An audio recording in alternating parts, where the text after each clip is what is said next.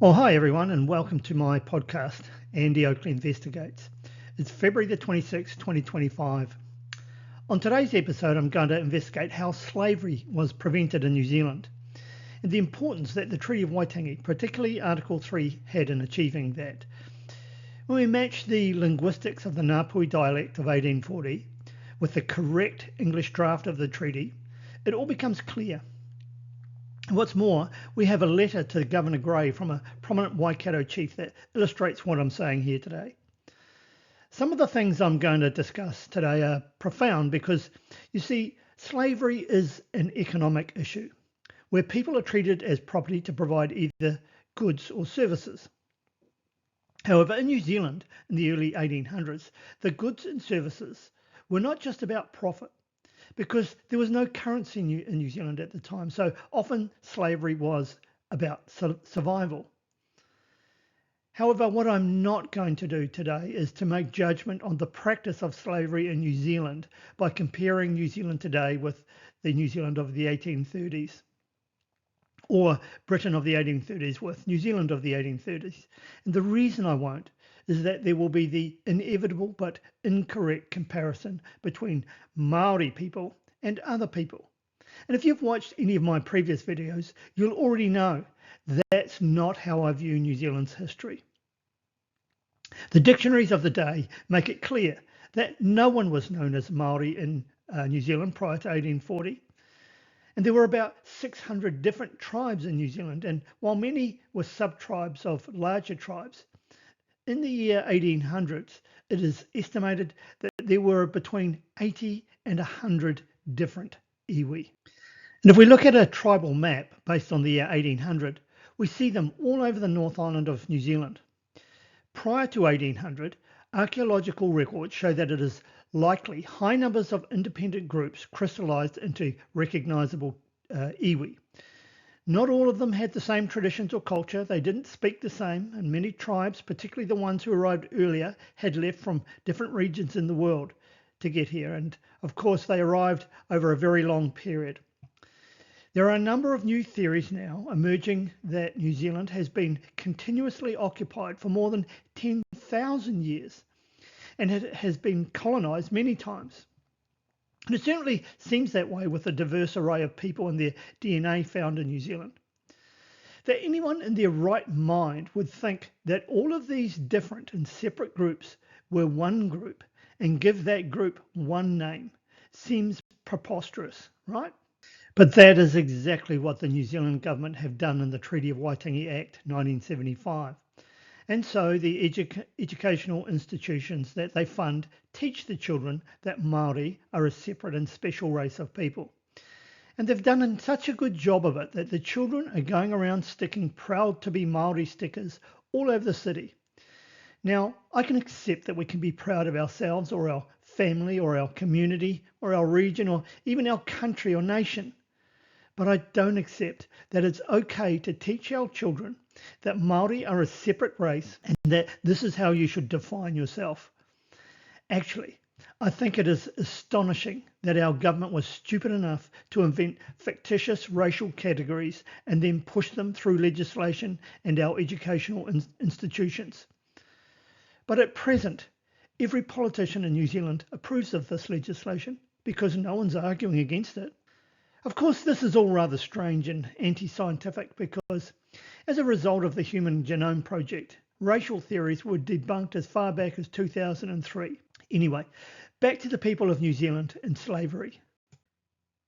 I'm sure there'll be plenty of people out there who are thinking, Andy Oakley's not a Maori. How can he be knowledgeable enough to speak on such cultural issues? But I've already made the point.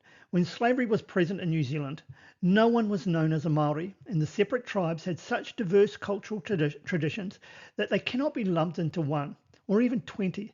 After all, there were up to 100 different iwi.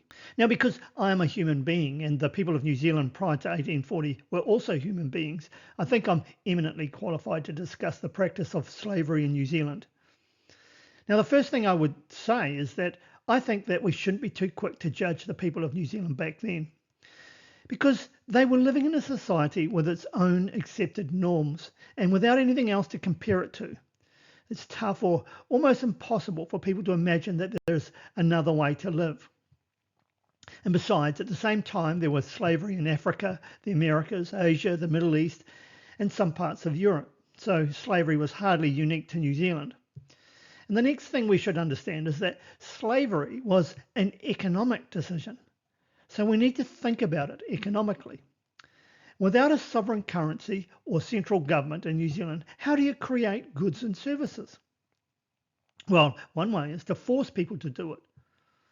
And whether it's by threat of death in a system of slavery or the threat of jail if you don't pay your taxes in a modern economy, to create goods and services, there must be coercion.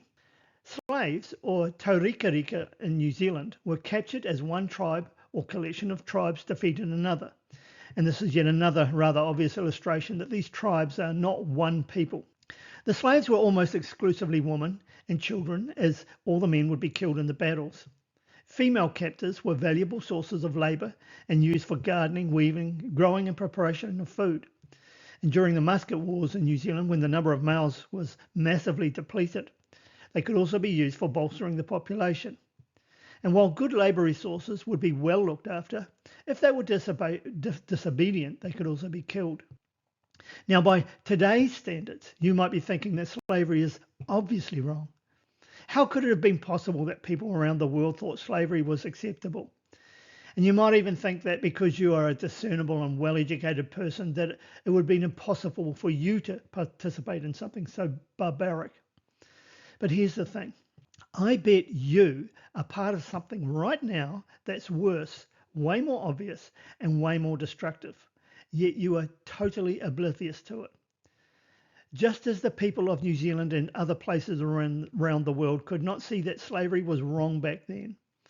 I mean, how else are you going to get other people to provide goods and services, right?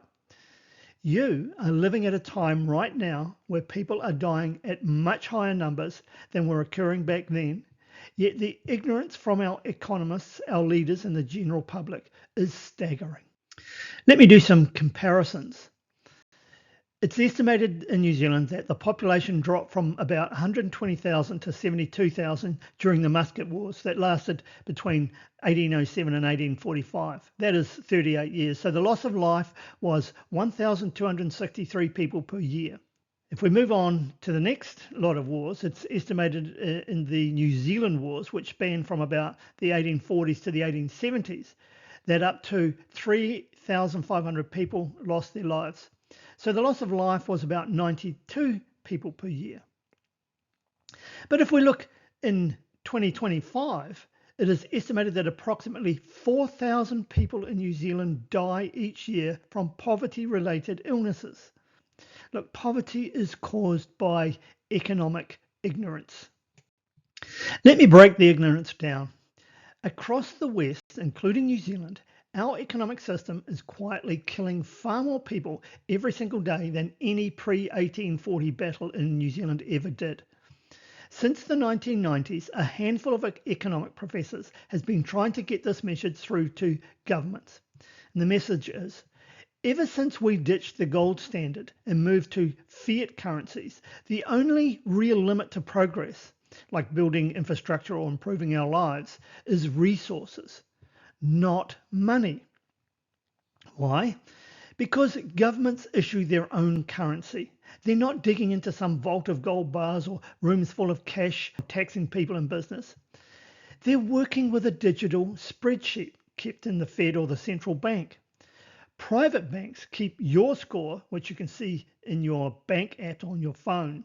And so there's no shortage of digits to go around. And while a coercive tax liability is forced on the public by the government, it's only required so that people will produce goods and services. You see, they have to get employed or produce something to obtain the money to pay the tax liability. The government do not collect any dollar notes and store them in a vault. And once paid, your tax liability for the year is paid. It's set to zero. The government do not save your taxes to spend into the economy. And if that sounds confusing, don't worry, you're not alone. But that's exactly the problem. our failure to grasp this relatively simple idea is holding us back from being truly enlightened. Almost all politicians are clueless about economics. They're fine stirring up fake race wars with divisive legislation, but when it comes to money and economic well-being, they're simply lost. You see, for our current crop of politicians to back off from race-based politics and admit they don't understand government monetary operations, it's just a step too far. They just can't go there. And like the tribesmen of New Zealand who kept slaves and warred with other iwi, they just cannot see that there is a better way to live. But even if they tried, I'm talking about the politicians, first they would have to admit that everything that they knew about race and economics was wrong for their entire lives. So we see politicians are not scientists. They don't even want to question their own outdated ideas. Okay, if we go to this slide, we have the American, this is the US, we've got the presidents over a period of time, and we have the deficits showing in these red lines, and which is the amount borrowed or currency they issue. And in the black lines, we have the GDP, the surpluses of the private sector. And so, and the other thing I'll just touch on is we have recessions in the grey bars here. And if we see when there's a recession, the only way out of it for a government is to spend into the economy. Remember, this is past the gold standard days. They're not issuing your tax dollars. They're just issuing money for productive things. So you can see they need to spend their way out of recessions. This was Ronald Reagan. And as soon as he came out of it, he lowered the spending and he kept lowering it, heading towards low productivity on the private sector side until, again, another recession is triggered. And Bush was president here, and the only way out of the recession is to spend, and the government did spend, and as they spend, the GDP goes up. They're perfectly correlated. And then for some reason, Clinton gets in, and he got in campaigning on that they will run a surplus. And so the only way to run a surplus is for the government to spend less and less over a period of time. And as he did, the GDP dropped until the whole thing reversed and the private sector were in deficit and the government was in surplus. And this really stuffed up the economy. And a recession happened immediately. And you can see for a period of about 15 years, he lost the next election. Bush came in, but the economy was stuffed for about 15 years until another recession in 2007. And again, the only way out of a recession is for the government to issue currency into the economy. And as they do, the GDP lifts. So you can see this is a pretty good period for Obama's first term. But he must have run on the second term as cutting government spending. I'm not 100% sure about that, but that's certainly what he does. He cuts government spending until Trump gets in 2017.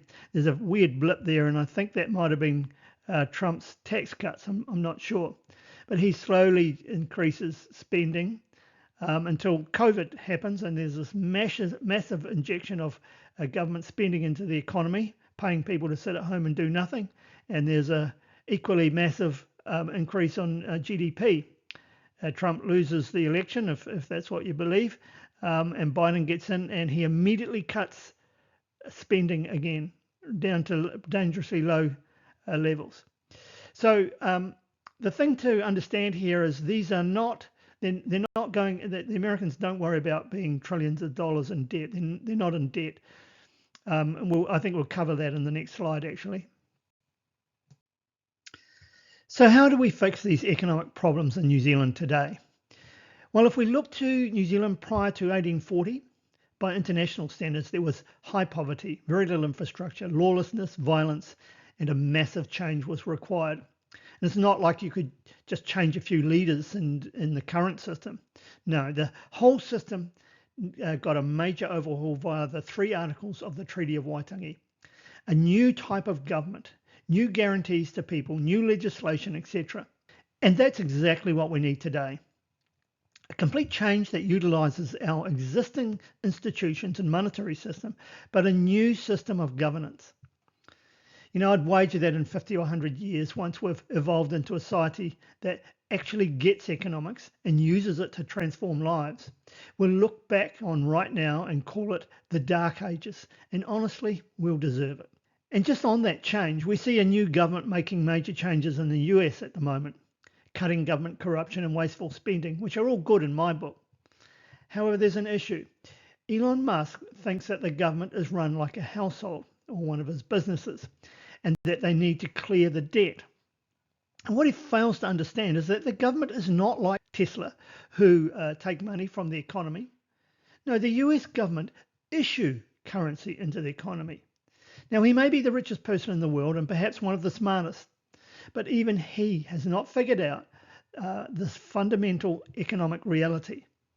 If he were to clear the debt, just as Clinton did in 2001, he would trigger a major recession, because the debt to the dollar is the record of government-issued currency that is sitting in people's bank accounts or moving about in the economy that has not yet been taxed.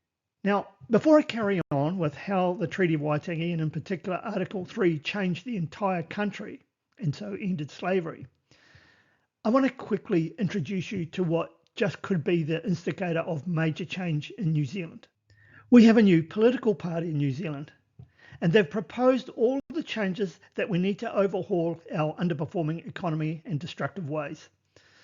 The Unite New Zealand Party is possibly the only political party in the world that understands government monetary operations. Like the 1840 Treaty in New Zealand, they have written a new constitution with 3 articles.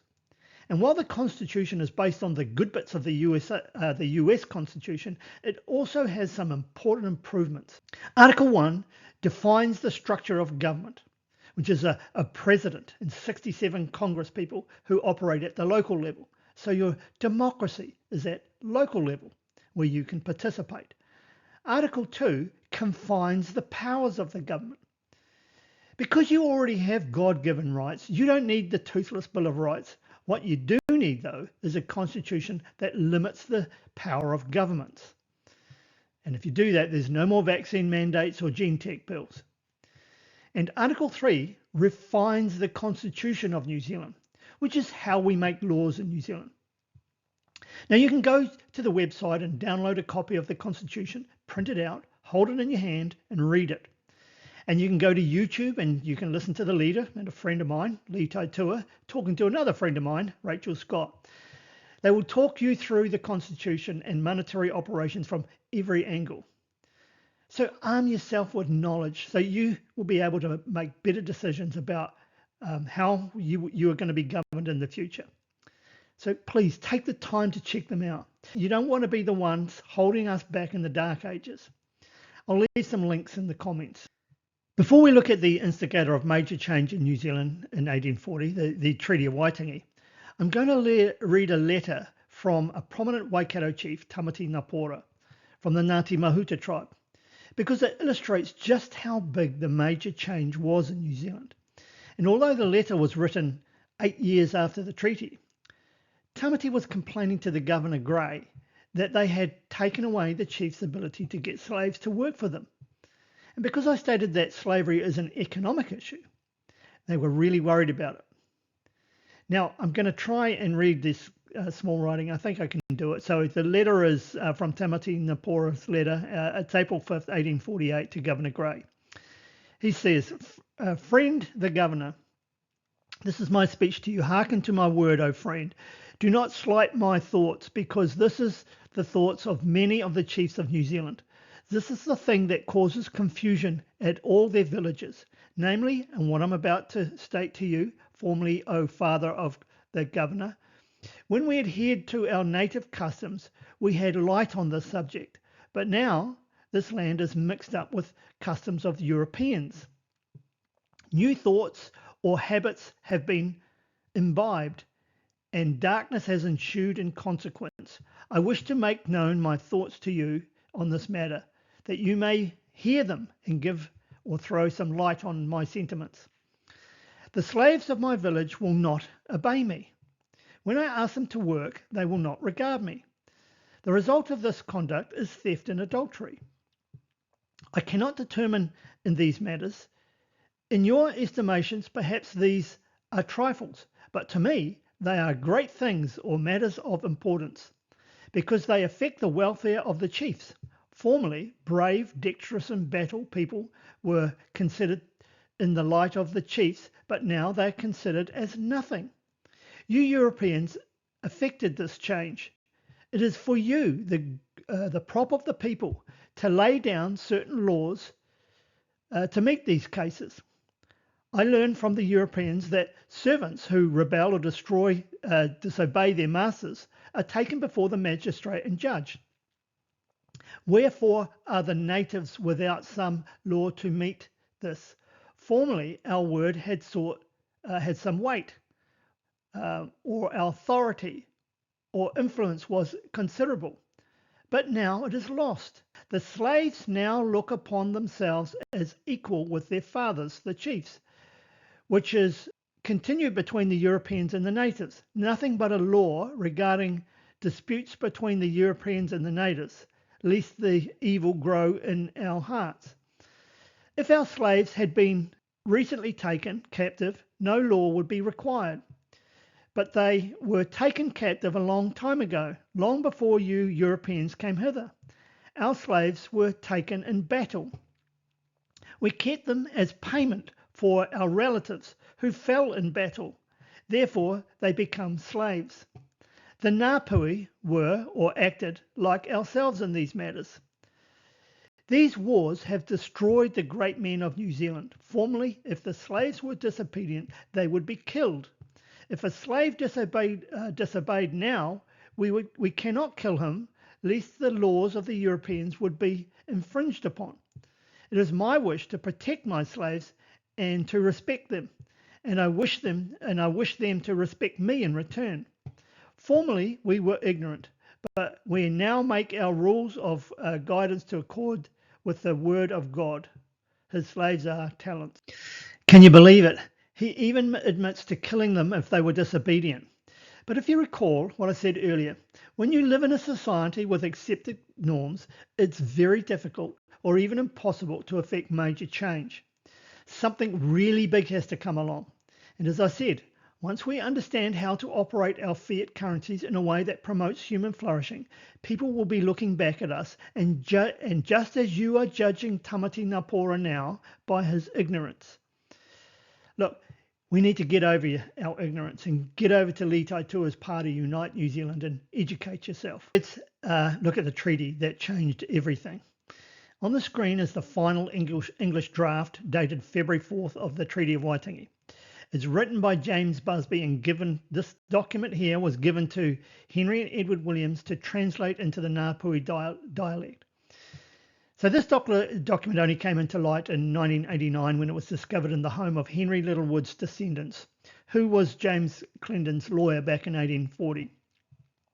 And as I've stated in previous videos, along with their economic illiteracy, successive governments in New Zealand have hidden this document from the public, preferring instead to stay with the incorrect copy that they found in a trunk along with other treaty sheets. And to find out more about that fraud, you can go to another video I made entitled Massive Fraud Uncovered in New Zealand. So for the purposes of this video, I'm going to use the English wording in this February 4th draft and titiriti in the Ngāpuhi dialect, which is almost perfectly matches. Apart from a small change, which I'll point out, is the cause of Tamati Ngāpōra's letter to the governor. Right, so for context, before I read the document, we have to get our linguistics right. And so we have to understand the language, particularly the Ngāpuhi dialect language used in Te Tiriti. And for that, we will look at the Herbert Williams 1957 6th edition, A Dictionary of the Maori Language, based on the original dictionaries of William Williams back in 1844. And we see that at that time, Maori, the word Maori was an adjective and it meant normal, usual, or ordinary. There it is up there. And in terms of it meaning a person of the native race, this didn't occur, as it says down here, till about 1850. So all the linguistics that you read around 1840 and before, you'll never see the word Māori with a capital M. It's always with a small m, unless it's the beginning of a sentence, I suppose. In terms of the native race, we understand that the 2003 Human Genome Project proved that there was no native race in New Zealand, and there is no native races in any other country in the world either, because the concept of race is something in your mind and not something in reality. Firstly, let's have a look at the preamble, so we can understand who is offering the treaty, to whom it is addressed, and the reason for it in the first place. It also outlines what is being sought.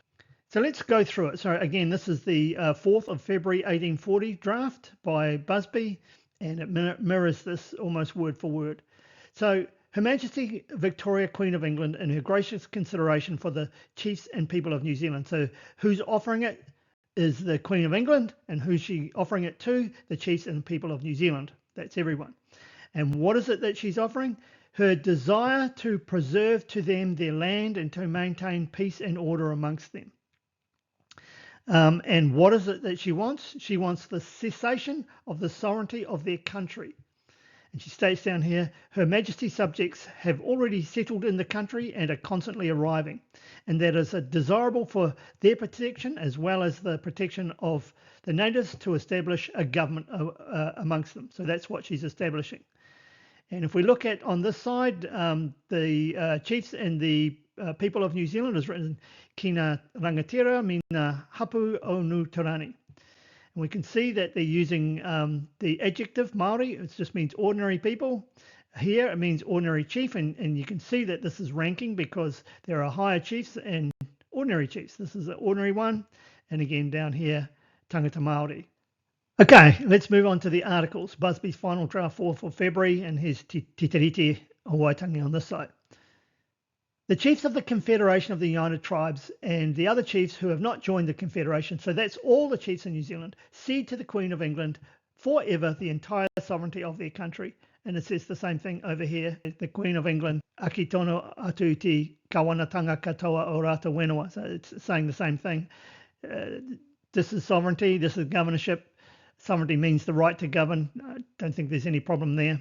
Article 2nd, the Queen of England confirms and guarantees to the chiefs and tribes and to all the people of New Zealand the possessions of their lands, dwellings, and all their property. Basically, they're introducing property rights. On the other side, there's some controversy here, but essentially says the same thing.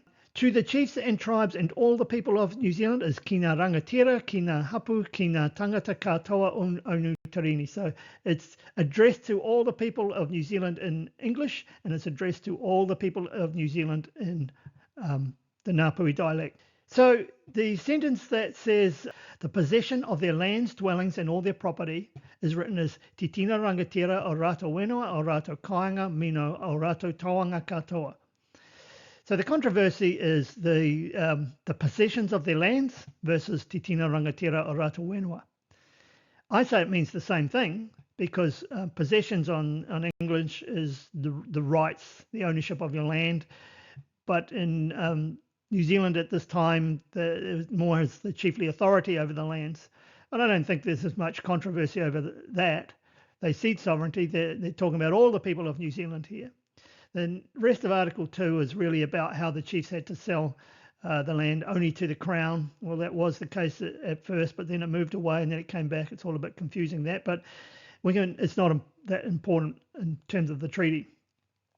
Article 3rd, in return for cessation of the sovereignty to the Queen, the people of New Zealand shall be protected by the Queen of England and the rights and privileges of British subjects will be granted to them. And it says the same thing on this side, except that instead of it saying the people of New Zealand, on this side, Henry and Edward Williams put in another word, and that is Maori.